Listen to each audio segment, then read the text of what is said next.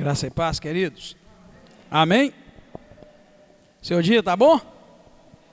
Graças a Deus, querido. Deus é bom. Sua misericórdia dura para sempre. E nós estamos mais uma vez na casa do nosso bom Deus, para juntos, irmãos, nós estudarmos a Bíblia Sagrada. Hoje, capítulo 7 de 1 Reis. 1 Reis, capítulo 7, é a nossa leitura de hoje. Capítulo muito bonito, irmãos, da palavra de Deus, que vai trazer para nós Salomão, então, aí, né, construindo os seus palácios. Na verdade, Salomão foi um rei que não foi um rei de guerra. Ele viveu um tempo de paz, mas ele acabou sendo um homem de construir palácios. Construiu, além dos seus palácios, construiu o templo do nosso Deus. Vamos ler então esse texto.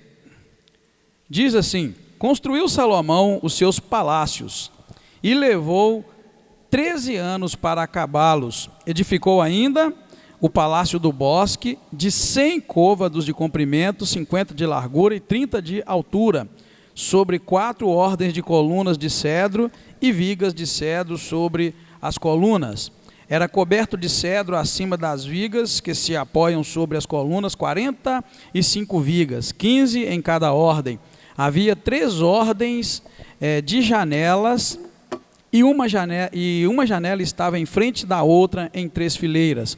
Todas as portas e janelas eram quadradas, e uma janela estava em frente da outra em 3 fileiras.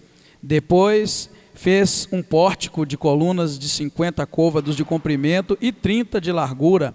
Em frente dele, outro pórtico com as suas colunas e degraus. Também fez o pórtico para o trono, onde julgava, isto é, o pórtico do juízo, que era coberto de cedro desde o assoalho até o teto.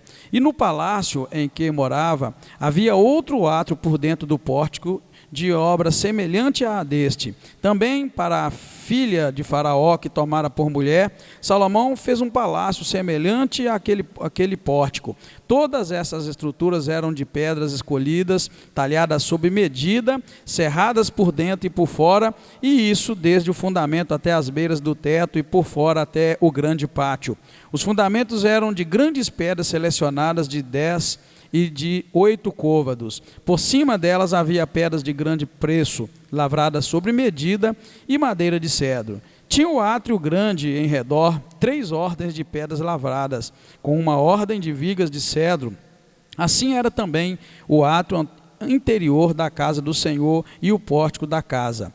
Enviou o rei Salomão mensageiros que de Tiro trouxessem Irão. Este era filho de uma mulher viúva da tribo de Naphtali, e fora seu pai um homem de Tiro que trabalhava em bronze. Era cheio de sabedoria, de entendimento e de ciência para fazer toda a sorte de obras de bronze. Veio este ter com o rei Salomão e fez todas as suas obras. Formou as 2 colunas de bronze, cada uma de 18 côvados de altura, e um fio de 12 côvados era a medida da sua circunferência. Também fez 2 capitéis de fundição de bronze para pôr sobre o altar das colunas. Cada capitel era de 5 côvados de altura. Havia redes de malha e grinaldas entrelaçadas para os capitéis que estavam no alto das colunas, 7 para cada capitel. Fez 2 fileiras de romãs em redor, sobre uma rede para cobrir os capitéis no alto das colunas. Assim fez com um e outro capitel. Os capitéis que estavam no alto das colunas, no pórtico, eram de obra de lírios de 4 côvados. Nos capitéis do alto das 2 colunas, acima do bojo, próximo à obra da rede, estavam as 200 romãs dispostas em fileiras em redor. Levantou as colunas no pórtico do templo, levantando a coluna direita, chamou a Jaquim, e levantando a coluna esquerda, chamou de Boaz. No alto das colunas estava a obra de lírios, e assim se acabou a obra das colunas. Fez o mar de fundição redondo de 10 côvados e de uma borda à outra, 5 de altura e 30 de circunferência. Por baixo da sua borda, em redor havia botões que o cingiam, 10 em cada côvado, cercando aquele mar em redor. Suas 2 eram de fileiras desses botões fundidos com o mar. Firmava-se o mar sobre 12 bois, 3 que olhavam para o norte, e 3 para o ocidente, 3 para o sul e 3 para o oriente. O mar apoiava-se sobre eles e as partes posteriores deles convergiam para dentro.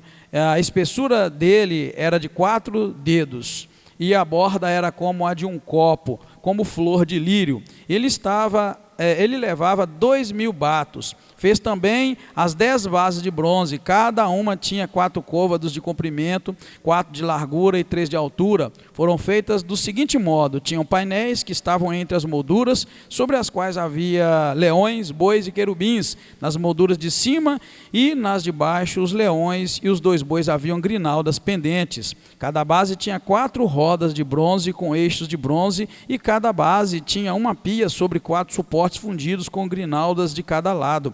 A sua boca estava dentro da coroa e em cima era de um côvado, e era redondo como a obra de um pedestal de côvado e meio. Também sobre a sua boca havia entalhes, e os seus painéis eram quadrados, não redondos. As 4 rodas estavam debaixo dos painéis, e os eixos das rodas estavam na base. Era a altura de cada roda de côvado e meio. O feitio das rodas era como a de uma roda de carro. Seus eixos, suas cambas, seus raios e seus cubos, todos eram fundidos. Havia 4 suportes dos 4 cantos de cada base, os quais faziam parte da própria base.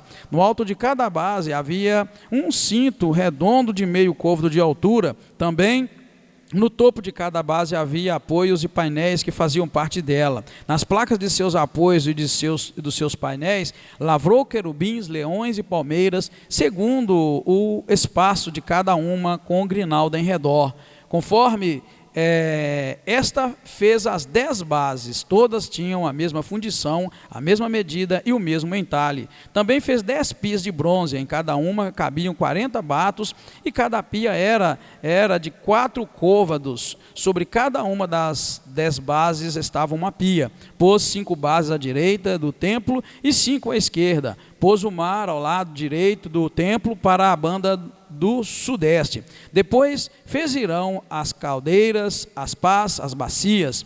Assim acabou Irão de fazer toda a obra que executou para o rei Salomão, para o templo do Senhor, a saber, as 2 colunas, os 2 globos de capitéis que estavam no alto das 2 colunas, as 2 redes para cobrir os 2 globos dos capitéis que estavam no alto das colunas, as 400 romãs para as 2 redes, a saber, 2 carreiras de romãs para cada rede, para cobrirem os 2 globos dos capitéis que estavam no alto das colunas.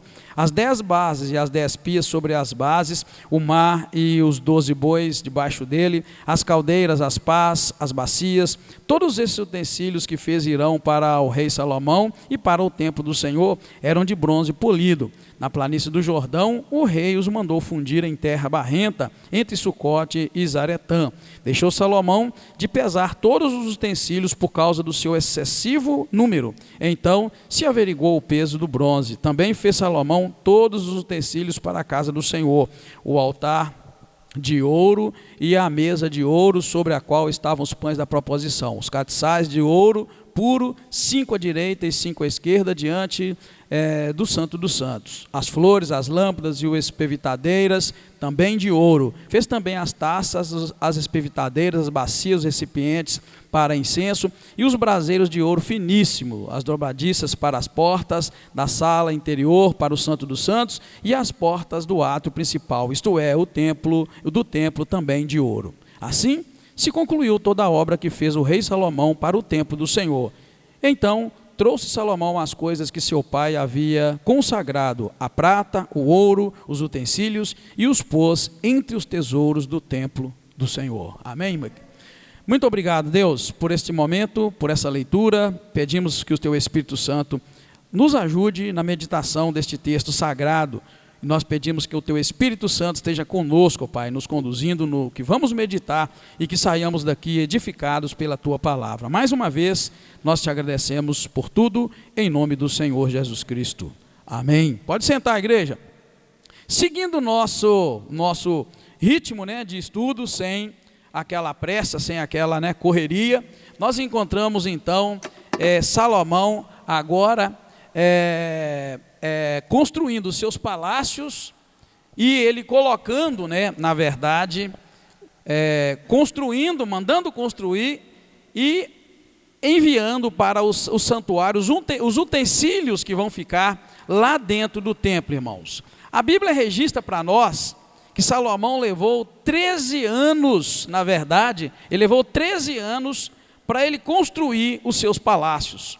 Ele levou mais tempo, né, na verdade, para construir os seus palácios, quase que o dobro do tempo, porque o templo ficou registrado para nós no capítulo anterior, que ele durou 7 anos para construir o templo do Senhor. Então, se a gente for pensar assim, em 7 anos ele construiu só o templo, para ele construir os seus 3 palácios, ele demorou 13 anos. Então, ele dedicou muito tempo na construção, muito tempo na construção do templo. Obrigado, Morrison.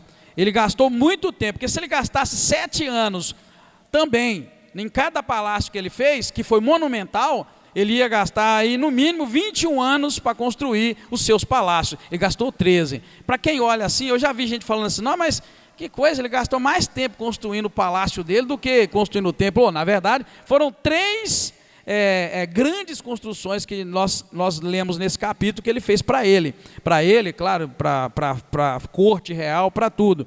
Então esse registro é muito importante para nós, irmãos, deixar gravado para nós. Os 3, o que ele construiu para ele, no caso, nós acabamos de ler, foi o Palácio do Bosque, uma casa, um pórtico que ele faz para a mulher dele, a esposa dele, a filha de Faraó, e o pórtico do trono, que aqui na nossa Bíblia fala que é um lugar onde, um palácio onde ele julgava, era o lugar dele julgar. O que ele julgava? Certamente ele julgava as causas maiores, as causas grandes que os seus, né, administradores não conseguiam resolver. São essas as causas que chegavam ao rei. A gente sabe que nem toda causa é levada ao rei para ele resolver. Então isso é muito importante para nós, a gente guardar esse detalhe da construção. Outra coisa que eu marquei na minha Bíblia, no versículo 2, para os irmãos verem, é só o tamanho do palácio do bosque. Versículo 2 fala assim: edificou ainda o palácio do bosque. Aí vai dizer que o palácio, irmãos, tinha 100 côvados de comprimento, 50 de largura e 30 de altura. Olha bem, 100 por 50 por 30, só um palácio, tal do bosque. Agora, se você voltar para o capítulo anterior e ler o versículo 2, nós vamos ver, que, comparando com o templo, olha como é que era. O templo era 60 por 20 por 30, o templo que ele construiu. 60 por 20 por 30. O palácio que ele fez é 100 por 50 por 30. Só confere a altura, que era de 30 côvados, irmãos. Então você vê que só o palácio dele era bem maior, né, de 60 para 100. Os irmãos veem aí o tamanho que era o palácio que ele fez, que é chamado aqui de Palácio do Bosque. Na verdade, a construção que ele faz, essas 4 construções vão formar, na verdade, um grande conglomerado, essa é a verdade. Nós vamos ver que o palácio do rei Salomão, ele dava de cara com o templo, ele não ficava longe do templo. O palácio, o lugar onde ele morava, era colado no templo, praticamente tudo dentro de um aglomerado só. E aí a gente vê a dimensão disso. O Palácio do Bosque do Líbano, na verdade, é uma construção, um palácio enorme com jardim, muito jardim, por isso que ele é chamado do Bosque, né? Palácio do Bosque do Líbano. Era, na verdade, um palácio numa floresta, numa coisa monstruosa, uma coisa grande, uma coisa bonita que Salomão fez. Isso mostra todo o esplendor do tempo de Salomão. É considerado, já falei para os irmãos no início, né, desse estudo, é um momento de ouro do reinado de Israel. Nós não vamos encontrar outro tempo em Israel de tanto brilhantismo, tanta grandeza. O próprio Deus deu paz, né, para Israel. Até Davi era muita guerra, muita perseguição. Deus então aqui agora em Salomão dá paz. Por isso Salomão vai conseguir construir todas essas coisas. Um povo de que guerreia, irmãos, constrói pouco. Ele tem as suas coisas destruídas pela guerra. Mas quando Deus dá paz para um povo, aquele povo cresce, aquele povo constrói. E é isso que nós estamos encontrando. Então é chamada a era de ouro de Israel. É a era de ouro no reinado de Israel, esse tempo que nós estamos vendo aí. E aí dá para ver o tamanho, né, da construção que Salomão está fazendo. Até o versículo 12, na verdade, está falando dos palácios que Salomão estava construindo. A terceira grande construção, versículo 7 vai dizer: também fez o pórtico para o trono que julgava, isto é, o pórtico do juízo, que era coberto de cedro desde o assoalho até o teto. Este era, vamos chamar assim, que era um palácio, né? Uma grande construção que ele fez para ele julgar, onde ficava o trono, está dizendo assim o versículo 7, fez o pórtico para o trono onde julgava. Aí os irmãos imaginam, quem já viu o filme, quem já viu, tem uma determinada novela aí que está mostrando muito isso, né? O que é um trono? Um trono é uma cadeira, né? Elevada, muito grande, ficava num lugar de destaque, um lugar mais alto, em geral tinha uma escadaria para chegar até lá, onde o rei ficava sentado mais alto do que todo soberano e onde se chegava os julgamentos mais importantes para que ele pudesse julgar. Em geral, esses tronos são feitos de pedras caras, são feitos de ouro, enfim, para mostrar a grandeza, né, de um rei. E logo em seguida, o versículo 8 vai falar da outra construção que ele fez. E no palácio em que morava, havia outro átrio por dentro do pórtico, olha bem, de obra semelhante a desta. Também para a filha de Faraó, que tomara por mulher, Salomão fez um palácio semelhante àquele pórtico. Está vendo aqui? Entra uma terceira construção que ele fez, monumental, para a mulher dele, né? Para a mulher dele com quem ele havia se casado. Então, é isso que fica para nós. É notado então que isso tudo formavam 4 estruturas anexas: o templo, o palácio particular e a casa do bosque e a casa do trono onde ele julgava. Mais para frente nós vamos ver que essas construções elas ficam muito mais claras no texto da Bíblia, que ele já ia no pórtico, né? Tem até uma entrada, um portão que leva o nome de Salomão, né? Que é o pórtico de Salomão. Então isso aí a gente já sabe, né, como é que era. Eu também coloquei, mais na frente eu coloquei uma maquete e um desenho feito, né, por uma artista, baseado nesse capítulo 7, para a gente entender um pouco melhor, né? Ok, outra coisa que é importante para nós é que Salomão, né, não ficou só no seu palácio. Salomão também, ele construiu, né, ele conseguiu, com toda a sua sabedoria, confeccionar o templo.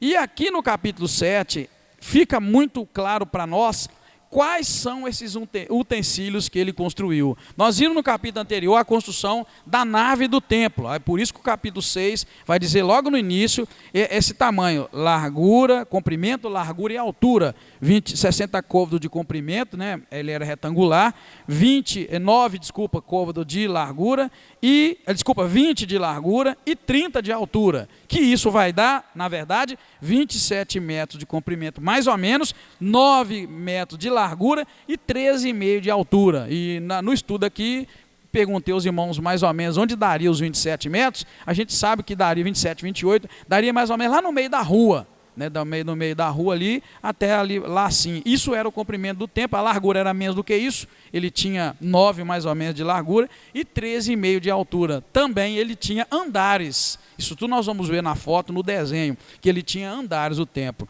E aí, o versículo 13 do capítulo que estamos lendo, irmãos, mostra para nós os utensílios que ele mandou construir para o templo, seguindo muito o modelo do tabernáculo. Ele segue aqui, bem de perto, o modelo do tabernáculo. Os irmãos mais curiosos já devem ter visto, né?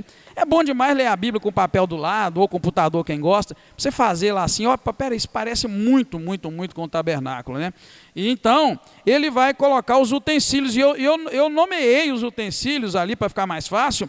A gente vai ver que no versículo 13 e 14 vai falar quem ele chamou para construir. Chamou um homem chamado Irão. Esse Irão era meio judeu, ele era metade hebreu e metade de Tiro. Então diz assim, ó, era este homem, Irão, filho de uma viúva da tribo de Naftali. Tem uma outra tradução que fala tribo de Dan, tá? Tribo de Naftali na minha tradução. E fora seu pai, um homem de Tiro, que trabalhava em bronze. Olha bem, era cheio de sabedoria, de entendimento, de ciência, para fazer toda a sorte de obras em bronze. Então ele veio ter com Salomão para a obra. E é ele que vai construir todos esses utensílios que nós vamos ver aqui, que foram forjados em ouro. Aqui chega até a dizer, no versículo 46, que tudo que foi forjado aqui de bronze e demais metais, está escrito no verso 46, na planície do Jordão, o rei mandou fundir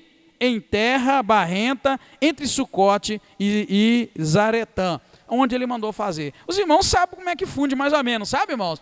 Né? Então é muito comum esse tipo de fundição, que é feita no molde, e esse molde tem que ser algo que vai aguentar aquela temperatura e vai seguir o molde. Eu já vi molde de gesso, vários tipos de molde, dependendo do que você quer moldar, vai existir um molde adequado, né? Então, a gente nota como Deus capacitou as pessoas para fazer essa obra, e esse homem aqui fica registrado, esse Irão. Um detalhe importante que você vai ler na Bíblia, esse Irão não é o rei Irão cá de Tiro, tá? É outra pessoa, não é esta dúvida, né, que é outro, apesar que tem muita gente que acha que é o mesmo, mas não é. O Irão do capítulo anterior é claro para nós que ele é um rei, e esse não é o rei, esse é um artífice, um homem sábio, fala até quem é que ele é. Ele é filho de uma mulher viúva da tribo de Naphtali, e seu pai era um homem de Tiro, então era outra pessoa. Então olha bem, o que ele confeccionou, irmãos? A partir do versículo 15 nós encontramos.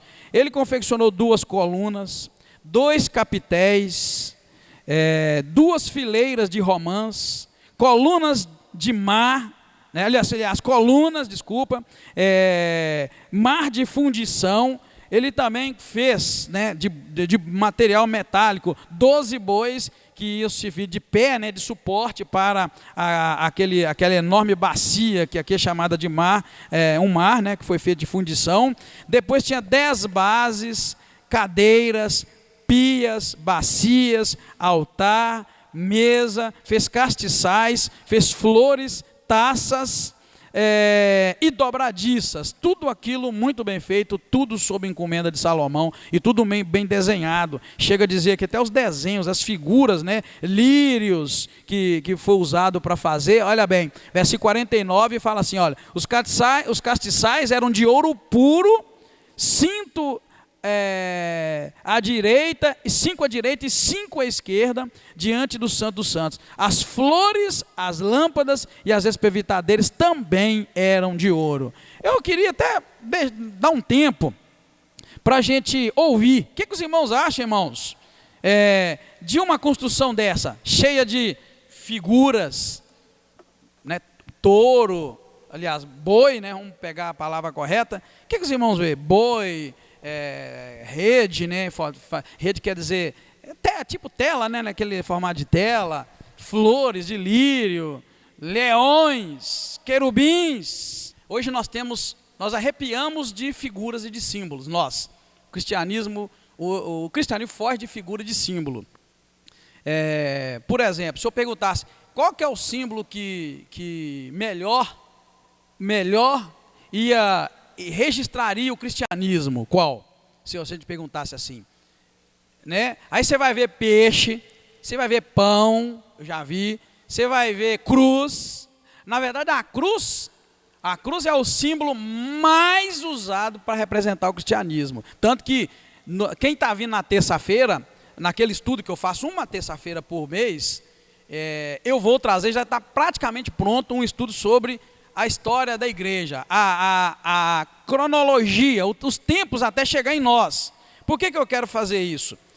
Para mostrar aos irmãos de onde a gente veio. Eu quero que os irmãos saibam onde a igreja veio, a evangélica veio, de onde ela veio, e de onde, principalmente nós, Batista, veio. Então eu vou colocar ali a data, só que eu quero colocar ela desde o primeiro momento em que a Bíblia mostrou alguém voluntariamente cultuando a Deus. Então eu vou pegar lá no Velho Testamento, olha, a partir daqui a gente vê que alguém voluntariamente cultua a Deus. Para chegar até nós aqui no dia do estudo, seja lá que dia for, porque você tem que ter isso no papel, na tua mão, para você aprender a valorizar as pessoas que morreram, para que o nome do Senhor Jesus Cristo prevalecesse até hoje, na boca das pessoas e no coração das pessoas.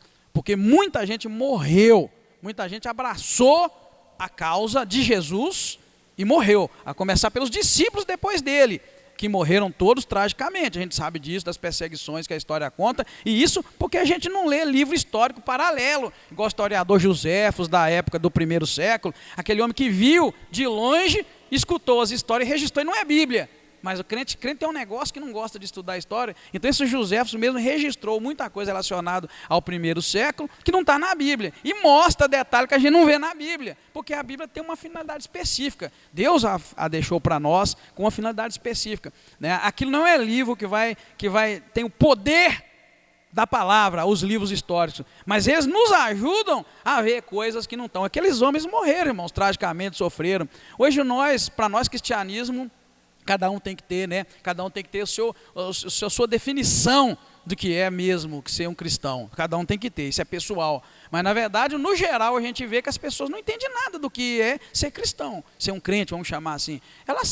Elas vão em alguma igreja, elas gostam de uma igreja, vão para aquela igreja, elas filiam-se naquela igreja, às vezes obedecem, às vezes nem obedecem, né, aos princípios daquela igreja, e pronto, e morre sem saber.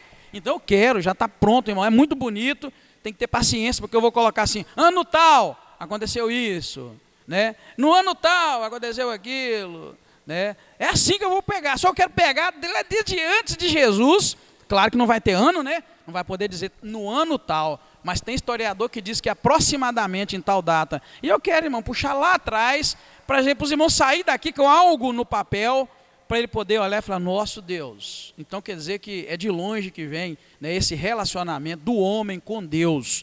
É o relacionamento com Deus, o único Deus. Antes do nosso Deus se manifestar, pelos registros bíblicos, irmãos, as pessoas tinham seus deuses, elas adoravam o sol, a lua, homens, né, reis. O próprio faraó, irmãos, ele não era só o faraó, irmãos, a história conta isso, pelos registros que a gente vê, que eles encontram. O próprio faraó, ele não era só um homem que era rei, ele era também um Deus, ele era adorado como Deus e respeitado e venerado como Deus. Então as pessoas viviam assim, irmãos, até que de repente, né, surge na adoração humana o único Deus verdadeiro, que o envolvimento dele é todo com uma nação. Vamos ver, o envolvimento de Deus todo, ele passa de um determinado tempo se envolvendo com uma nação. Quem é a nação? Israel. Isso a gente não pode esquecer. Até antes, a gente sabe que antes de Abraão, tinha gente que adorava a Deus. Quem lembra lá para quem que ele deu o dízimo? Se você forçar, você vai ver. Melquisedeque. Então isso é muito profundo e bonito, que o culto a Deus, a gente pensa que começou, né, de fato, o compromisso de Deus com o homem, Abraão começou, não, antes Deus não deixou o registro ainda que, só uma pincelada, que antes de Abraão já tinha um homem que era um rei, na verdade, de um local. Claro que é uma figura divina, mas nós não vamos entrar nessa questão que confunde a gente e fica doido aí. Mas na verdade era uma pessoa que ele chegou até ela e apresentou seu dízimo. Então já havia alguém em algum lugar do mundo que já tinha esse relacionamento. A questão de Abraão foi só mesmo o coração de Deus. Ele escolheu, se agradou, assumiu aquele compromisso com um povo da terra, um povo, Israel, e até hoje continua e não vai acabar isso. Claro que uma história bonita até chegar a nós. Quando Jesus veio, eles não quiseram, chegou até nós. Mas só, irmãos, para os irmãos entenderem, tá? Por isso que eu pergunto aí, o que você pensa com tanta figura, com tanta coisa? A gente assustaria, irmãos, na verdade, se a gente entrasse num templo e encontrasse todas essas coisas. Eu não estou dizendo que, só um minutinho, estou dizendo que é para a gente ter isso não, tá, irmãos? É só para os irmãos entenderem as fases pelas quais o ser humano passou no seu relacionamento com Deus e a diferença de cada tempo. O que era agradável para Deus num tempo, pode não ser agradável para Deus no outro. Isso a gente tem que ter isso muito claro na cabeça. Por isso que eu falo que Deus não pode ser o nosso amigo imaginário, aquele amiguinho que a gente tem na cabeça e que a gente não tem noção dele. Você tem que ter noção de Deus. A gente tem que adorar um Deus verdadeiro pela palavra e crer. Então, as coisas, elas têm assim um tempo. A gente tem que aprender a discernir bem o tempo das coisas e o modo das coisas. Por exemplo, é muito confuso para um ser humano, hoje do século XXI, um crente de verdade, entender por que Deus permitiu os homens ter mais de uma mulher, por que naquela época o próprio Deus mandava matar os seus inimigos. E aí? Se a gente não tiver esse discernimento do tempo e do modo como as coisas foram evoluindo, a gente cai na besteira de sair por aí ensinando coisa errada. Tempo e modo que Deus estava se comunicando e comungando com o homem, né? Que o homem estivesse o relacionamento com ele. Cada tempo é de um jeito. E você tem que entender, o tempo de hoje é qual? Qual o tempo de hoje? Qual a maneira de hoje eu me relacionar com Deus?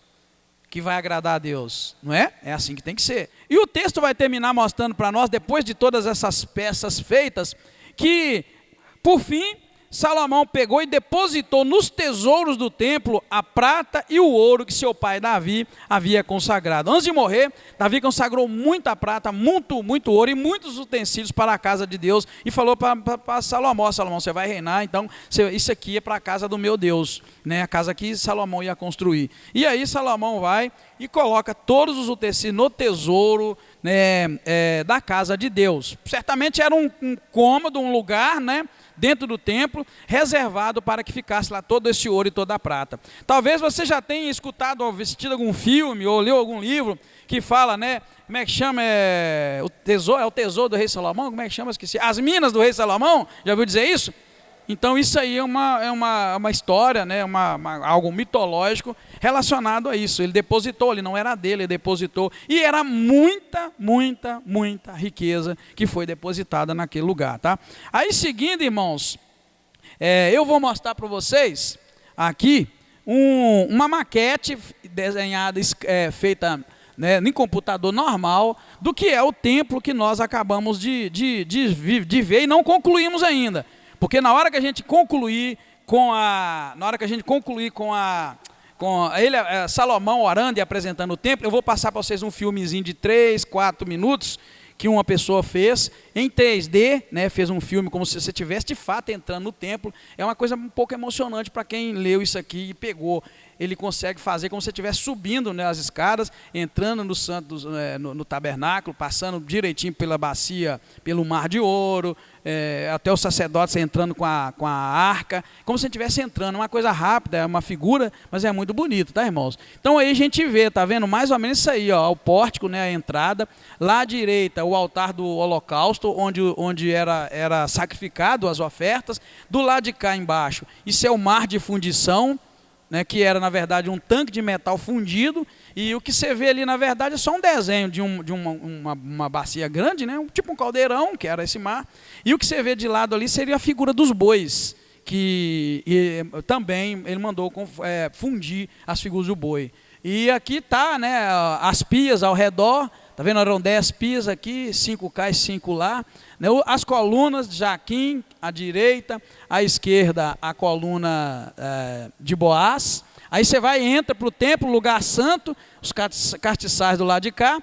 Depois tem o M ali, que é a mesa, né, dos pães da proposição. E logo o A, que significa o altar. Isso aí é dentro do lugar santo. Aos arredores eram os armazéns. E lá por dentro aqui de tudo, né, aqui dentro, está lá uma separação do lugar santo pelo Santo dos Santos, é onde ficava a arca, né, a arca da aliança. Ficava aqui dentro ela, e isso é mais ou menos um desenho para a gente entender como é que era. E aqui eu vou mostrar para os irmãos agora, aqui na verdade é como se fosse uma planta, né, desenhada, agora é uma figura mesmo, uma figura mais bem elaborada, tá vendo? Como se você estivesse entrando. Você vê aqui do lado esquerdo, né, o mar, né, que foi feito, os bois. Você vai ver o altar também aqui, o lugar de oferecer o sacrifício do holocausto. Esses do lado aí são as pias.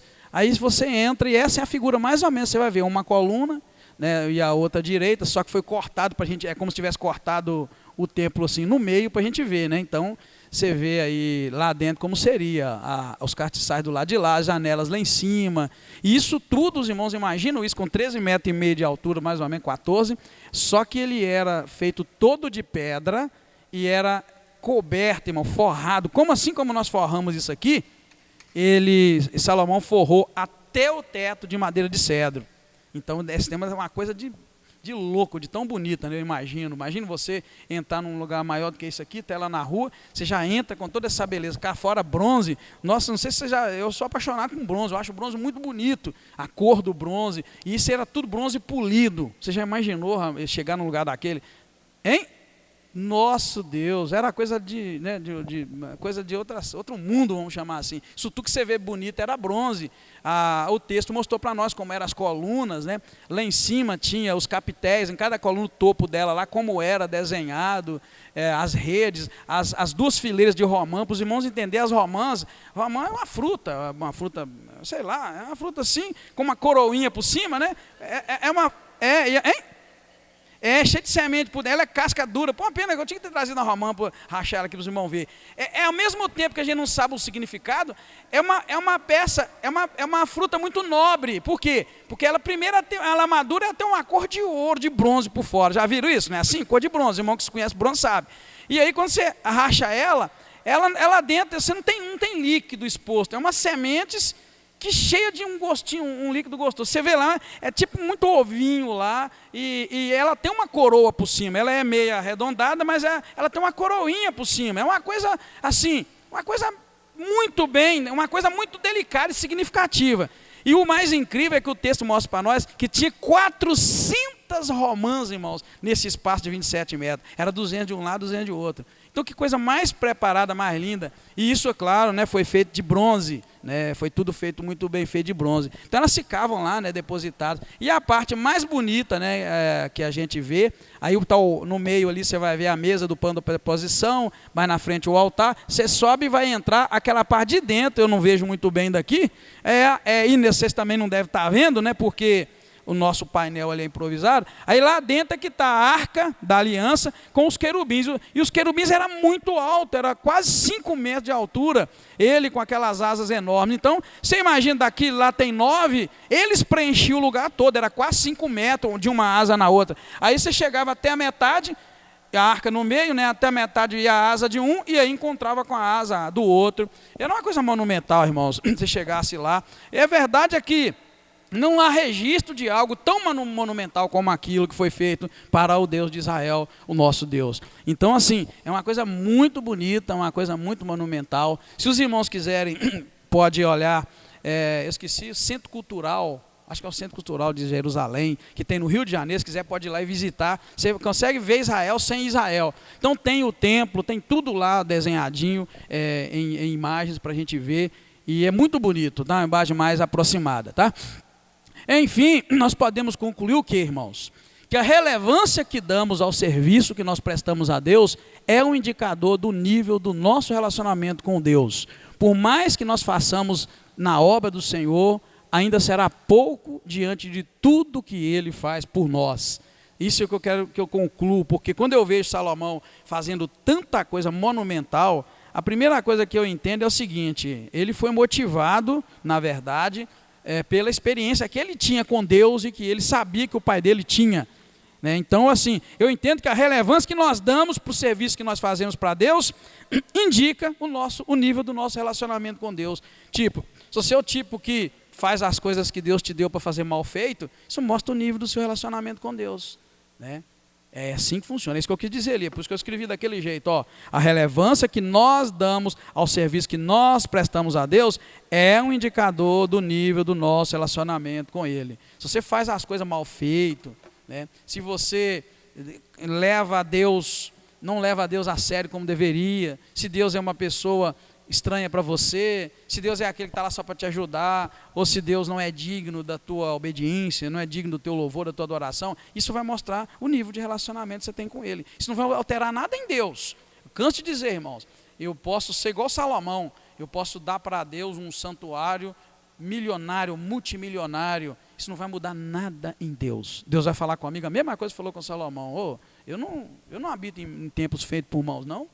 Está fazendo isso aí para mim, ó. Mas tem um detalhe: se você me obedecer, se você andar no meu caminho, se você fizer isso e isso, olha, eu vou te dar vida longa e eu vou estabelecer o meu lugar aqui, ó. E aí quando vocês orarem aqui, eu vou ouvir, vou obedecer. Mas Deus falou, se obedecer. Ou seja, pode dar milhões para Deus que, ó, você acha que você vai tocar o coração de Deus? Não vai. Esse é o segredo. Agora, a relevância que eu dou para aquilo que eu faço, aí mostra o meu nível de relacionamento com Deus. Se você valoriza cada segundo da sua vida em função de Deus, mostra o seu relacionamento com Ele. Por isso que está lá, fica muito claro para nós, por que aquela viúva, Jesus estava no templo vendo as pessoas depositar suas ofertas, né? É outro momento estranho, né? A Bíblia diz que Jesus estava lá no templo e ele observava as pessoas pondo oferta. E aí ele viu, né, quem depositou muito, e viu uma mulher que depositou uma moedinha. Aí ele foi e fez comentários sobre aquilo. Ó, vocês estão vendo aquela mulher lá? Ela depositou mais do que todo mundo. Ó, porque os outros deram do que sobraram. Mas aquela não, aquela deu tudo que tinha. Está vendo, irmãos? Está vendo? Ó, Eu vou repetir a frase que eu coloquei ali, ó. A relevância que damos ao serviço que prestamos a Deus é um indicador do nível do nosso relacionamento com Ele. Por isso que Jesus falou aquilo, ó, aquela mulher deu mais do que todo mundo. Eu tenho certeza, isso é um tapa na cara de quem estava depositando muito dinheiro lá no gasofilácio. Deus estava dizendo isso aqui, olha, essa mulher, ela tem um relacionamento comigo muito grande. Ela não tem para ela limite. Essa mulher não dá do resto, ela me dá tudo. É isso que Jesus estava dizendo. Então, queridos, eu vejo isso nesse momento em que Salomão faz essa obra monumental, né, e investe tanto para fazer um templo, né? E aí eu concluí dizendo, por mais que nós façamos na obra do Senhor, ainda é pouco diante de tudo que Ele faz por nós. Então, esse negócio de, eu já fiz muito, estou fazendo muito, ninguém faz nada, você está enganado. A gente não faz nunca o tanto que deveríamos fazer por um Deus que faz tanto, tanto, tanto por nós. Essa é a verdade. Amém, queridos? Deus abençoa a sua vida, seu coração, te fortalece, te dá uma semana abençoada, um restante de semana. Amém. Obrigado, Pai. Muito obrigado, te agradeço pelo privilégio de estar reunido aqui com nossos irmãos. 1 hora, Pai, atrás estávamos começando este culto e já estamos indo para a nossa casa. Te agradeço pelo privilégio de ler e meditar na palavra do Senhor. Confirma a tua palavra a cada dia, Senhor. Não há nada que possamos fazer ao Senhor para agradecer por tão grande obra que o Senhor tem feito na nossa vida. E nós entregamos o nosso coração a Ti e pedimos, Senhor, nos direciona para sermos fiéis em todas as coisas. Obrigado mais uma vez. Peço a Tua bênção sobre a Tua igreja, em nome do Senhor Jesus Cristo. Amém.